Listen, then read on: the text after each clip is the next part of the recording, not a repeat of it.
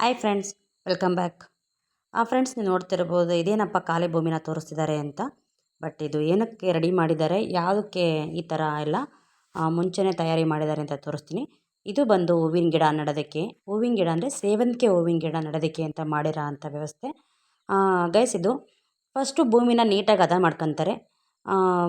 ರೋಟ್ರಿಯಿಂದ ಹಿಡ್ದು ಬೇಸಾಯ ಎಲ್ಲ ಪೂರ್ತಿ ನೆಲನ ಒಂದು ಸಮ ಮಾಡ್ಕೊತಾರೆ. ಯಾವುದೇ ರೀತಿ ಎಂಟೆ ಅಥವಾ ಕಸ ಕಡ್ಡಿ ಏನೂ ಇಲ್ದಂಗೆ ಭೂಮಿನ ನೀಟಾಗಿ ಅಚ್ಚುಕಟ್ಟು ಮಾಡ್ಕೊತಾರೆ. ಆಮೇಲೆ ಅಗೇನ್ ಬಂದು ಯಾಕೆ ಫಸ್ಟು ದಿಂಡನ್ನು ಕೆಲವರು ಮಾಡ್ಕೊತಾರೆ, ಕೆಲವರು ಮಾಡ್ಕೊಳಲ್ಲ. ಕೆಲವರು ಏನಕ್ಕೆ ಮಾಡ್ಕೊತಾರೆ ಅಂದರೆ ಮತ್ತೆ ಮಣ್ಣನ್ನು ದಿಂಡು ಹೂವಿನ ಸಸಿ ಹಾಕಿದ ಮೇಲೆ ಏರ್ಸೋಕ್ಕಾಗಲ್ಲ ಅಂತ ಒಬ್ಬರು, ಕಳೆ ಕೀಳೋದಕ್ಕೆ ಈಸಿ ಆಗುತ್ತೆ ಅಂತ ಒಬ್ಬರು ಈ ಥರ ಮಾಡ್ಕೊತಾರೆ. ಸೊ ಗೈಸ್, ಇದನ್ನು ನೀಟಾಗಿ ಫಸ್ಟು ದಿಂಡು ಮಾಡ್ಕೊತಾರೆ. ನಮಗೆ ಸಾಲು ಡಿಸ್ಟೆನ್ಸು ಯಾವ ಥರ ಬೇಕು ಅಂತ ಆ ಡಿಸ್ಟೆನ್ಸ್ ನೋಡಿ ದಿಂಡು ಮಾಡಿಕೊಂಡು ಆಮೇಲೆ ನಂತರ ಪೈಪ್ಲೈನ್ ಮಾಡ್ಕೊತಾರೆ. ಪೈಪು ಫಸ್ಟು ಪಾರ್ಟೇಷನ್ ಮಾಡ್ಕೊತಾರೆ. ತುಂಬ ಲೆಂತಿ ಆಗಿದ್ರೆ ಜಾಗ 2 ಪಾರ್ಟೇಷನ್ ಮಾಡ್ಕೊತಾರೆ. ಒಂದು ಸೈಡ್ ಈ ಕಡೆ, ಒಂದು ಸೈಡ್ ಆ ಕಡೆ ಅಂತ. ಹಾಗೆ ಒಂದು ಲೈನಿಗೆ 2 ಬಳ್ಳಿ ಥರ ಬಿಡ್ಕೊತಾರೆ. ಯಾಕಂದರೆ ತುಂಬ ನೀರಿನ ವ್ಯವಸ್ಥೆ ಚೆನ್ನಾಗಿರಬೇಕು ಹೂವಿನ ಗಿಡಕ್ಕೆ.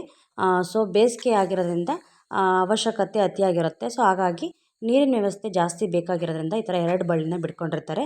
ಹಾಗೆ ನೋಡ್ತಿರ್ಬೋದು. ಇದಕ್ಕೆ ನೀಟಾಗಿ ನೀರು ಹನಿಯುತ್ತೋ ಇಲ್ವಾ ಗುಣಿಗಳಿಗೆ ಅಂತ ಫಸ್ಟು ಬಳ್ಳಿ ಬಿಟ್ಟು ನಂತರ ಟೆಸ್ಟ್ ಮಾಡ್ಕೊತಾರೆ. ನೋಡಿ ಗೈಸ್, ಇದು ನೀಟಾಗಿ ಎಲ್ಲ ಕಡೆ ನೀರು ಹಂತಿದೆ. ಹಂತ ಮೇಲೆ ಫಸ್ಟು ನೀರನ್ನ ಆನ್ ಮಾಡ್ತಾರೆ. ಎಲ್ಲ ಹೋಲ್ಸಲ್ಲೂ ನೀರು ಬರ್ತಿದೆಯಲ್ವ ಅಂತ ಕನ್ಫರ್ಮ್ ಮಾಡ್ಕೊಂಡು ನೀಟಾಗಿ ಭೂಮಿ ನೆಂದ ಮೇಲೆ, ಅಂದರೆ ಈ ಬೆಡ್ಡು ನೆಂದ ಮೇಲೆ ಈ ಸೊಸಿನ ನೀಟಾಗಿ ಎಲ್ಲೆಲ್ಲಿ ಹೋಲ್ಸಿರುತ್ತೆ ಅಂದರೆ ಅಂತಿರುತ್ತೆ ನೀರು ಅಲ್ಲಿಗೆ ಊರ್ಕೊಂತ ಬರ್ತಾರೆ. ಇಲ್ಲಿ ನೋಡ್ತಿರ್ಬೋದು, ಒಂದೇ ಸಾಲಲ್ಲಿ 2 11 ಅಡಿ ಡಿಸ್ಟೆನ್ಸಲ್ಲಿ ಗಿಡನ ನಡ್ಕೊಂಡು ಬಂದಿದ್ದಾರೆ. ಯಾಕಂದರೆ ಬೇರೆ ಥರನೂ ಒಂದು ಕ್ರಮ ಇದೆ, ಬಟ್ ಇದೂ ಕೂಡ ಡಿಫ್ರೆಂಟ್ ಆಗಿದೆ.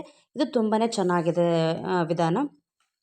ಆದರೆ ದಿಂಡು ಏರಿಸಿರೋದ್ರಿಂದ ಈ ಥರ 2 ಸಾಲಲ್ಲಿ ನಡ್ಬೋದು, ಏನು ತೊಂದರೆ ಆಗೋಲ್ಲ. ಗಿಡ ತುಂಬ ಚೆನ್ನಾಗಿ ಅಂದರೆ ಒಡ್ತಾ ಬರುತ್ತೆ, ಅಂದರೆ ಡೆವಲಪ್ ಆಗುತ್ತೆ. ಹಾಗೆ ಸಾಲಿಂದ ಸಾಲಿಗೆ ಅಂತರ ಜಾಸ್ತಿ ಇದ್ದಷ್ಟು ಗಿಡ ಚೆನ್ನಾಗಿ ಡೆವಲಪ್ ಆಗುತ್ತೆ.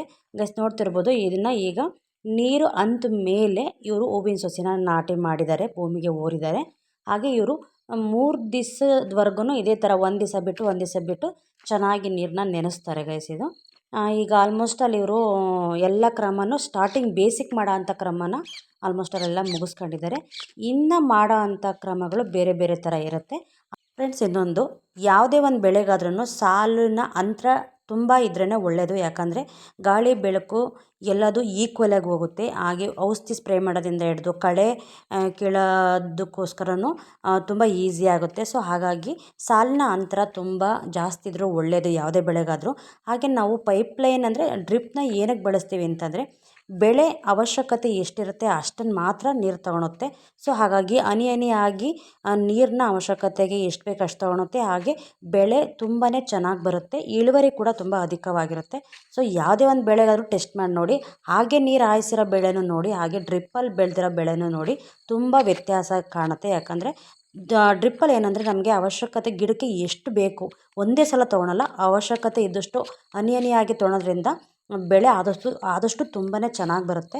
ಸೊ ಹಾಗಾಗಿ ನಾನು ಪರ್ಸ್ನಲಿಯಾಗಿ ರೆಫರ್ ಮಾಡೋದು ಆದಷ್ಟು ಡ್ರಿಪ್ನ ಬಳಸಿ ಬೆಳೆ ಬೆಳೀರಿ ಅಂತ ಹೇಳೋದು.